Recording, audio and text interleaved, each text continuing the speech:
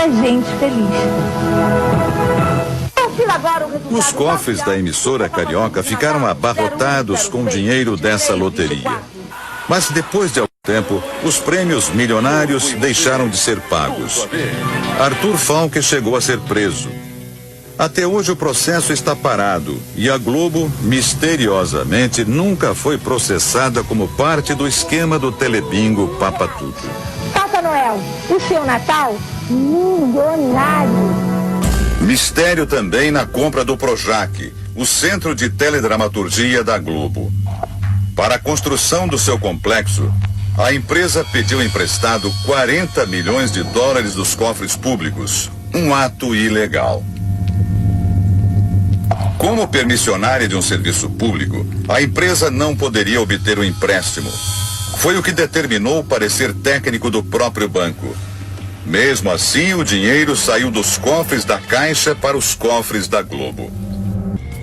A história da Rede Globo é recheada de casos nebulosos.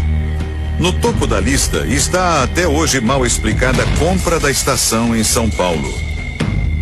Essa história começa na década de 50. Na época, Oswaldo Ortiz Monteiro era o principal acionista da TV Paulista e decidiu vender a emissora. O empresário Vitor Costa Petralha foi o comprador. Só que ele não chegou a ocupar a cadeira de presidente. Vitor morreu antes da transferência ser realizada, ou seja, no papel tudo ficou como estava. A família de Oswaldo Ortiz Monteiro permanecia como proprietária da TV Paulista. Isso no papel, porque na prática não foi o que aconteceu. A emissora ganhou um outro dono. Foi o filho de Vitor Costa quem assumiu o comando da TV Paulista.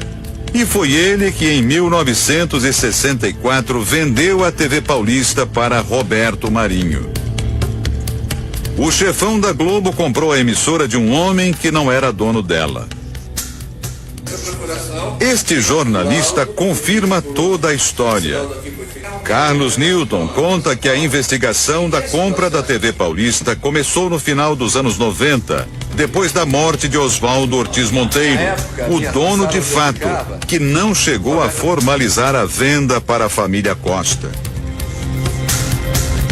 Os herdeiros começaram a manusear os documentos e descobriram que não havia nenhum documento sobre a venda da TV Paulista para Roberto Marinho. Eles então procuraram a TV Globo e pediram que a TV Globo exibisse os documentos. A TV Globo não os atendeu. Eles então vieram ao Rio de Janeiro e entraram com um processo, uma ação de exibição de documentos que comprovariam a compra da TV Paulista por Roberto Marinho. Os contratos entregues pela Rede Globo foram levados para perícia. O resultado? Todos os documentos eram falsos. A família Marinho apresentou termos de transferência dos donos da TV Paulista. Um festival de erros grosseiros. Repare, os papéis foram assinados em fevereiro de 77. Nesta data, a TV Paulista já não existia mais. Chamava-se TV Globo. E o curioso, 2 nomes que aparecem nos termos já haviam morrido no ano da assinatura, como mostram as certidões de óbito. Se estavam mortos, como é que assinaram? Para justificar a transferência, os contratos foram assinados por Luiz Eduardo Borghetti. Borghetti era funcionário da Rede Globo e, pelo documento, ele teria recebido dos proprietários da TV Paulista o comando das ações. Tudo isso realizado por meio de procurações fraudulentas. Vamos às provas. Primeira fraude. O uso do SIC, que hoje chamamos de CPF. Os documentos foram assinados entre os anos de 53 e 64. Mas esse sistema só foi criado pelo governo em 1969, 5 anos depois. Segunda fraude.